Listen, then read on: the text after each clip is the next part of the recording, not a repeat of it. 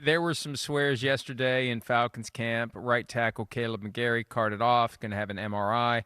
Tackle Storm Norton out 6 to 8 weeks after an ankle injury. And again, this is the time of year where any given day, every given day, we're going to find out somebody's hurt.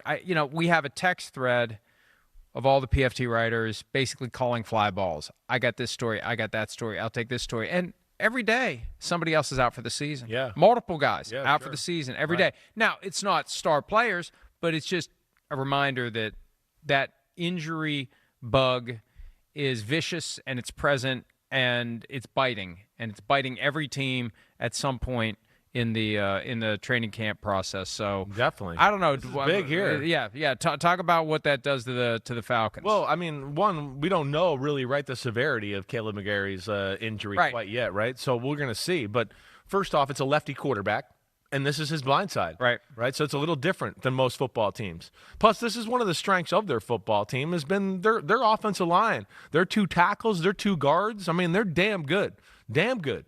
And, of course, you'd like to do that with Bijan Robinson and a quarterback that's basically a rookie here, Bijan. right? Rookie plus. Bijan, you're right. He recently clarified it. I know. I'm doing it for myself, too. Right. It's Bijan. But that's where you worry about it a little bit. But then on top of it, not only the Kaleb McGary injury, then you get a guy like Storm Norton yesterday who's kind of a swing tackle and can do stuff like that as a backup there.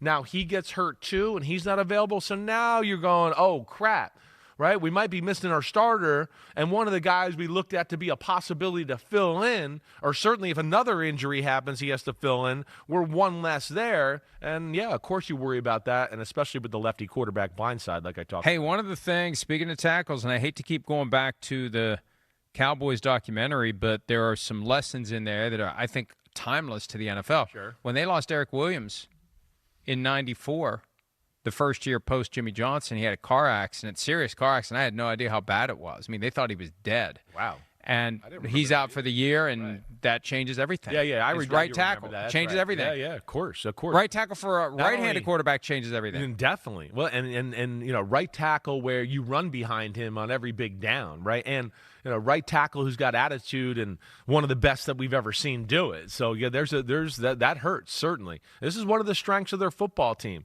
So we'll see where it goes from here. I mean, as we talked about, it's a big year for Raheem Morris and the whole organization.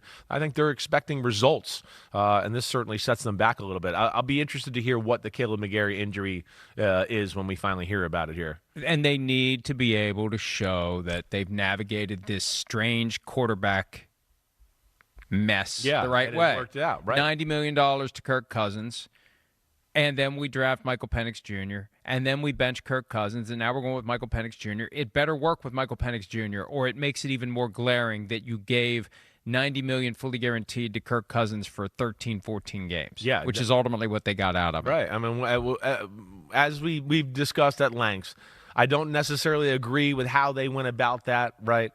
Just signing a quarterback, that kind of money, and then using a big asset on a top 10 quarterback as well. I don't think that's the best team building.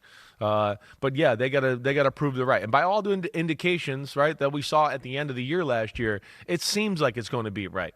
And he does get buzz there, in Atlanta. The things we talked about a minute ago, where you hear things and people go, "Oh wow, the way he throws the ball, the deep ball, blah blah blah." You hear that with Michael Penix. So I think he is the guy that can take advantage of Drake London down the field. Maybe Kyle Pitts, Darnell Mooney, open the field up for Kyle Pitts in the middle of the field. I think that's going to be a big thing.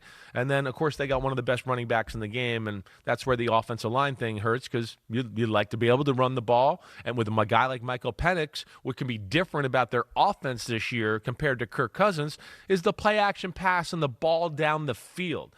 Kirk Cousins last year, one, I don't think play-action pass was one of his favorite things to do because he wasn't moving totally the right way. And then two, he's not the kind of guy that's going to, oh gosh, we got to worry about the deep post over our head or the go route down the right sideline. People can kind of squat on what they did last year. That will not happen this year in the secondary. With Michael Penix, they better get back and get back fast, because he will launch it over your head. I want to rewind about 55 seconds. Okay. Because I've noticed this a few times in recent days. Right. You are trying your damnedest to not say by all due accounts.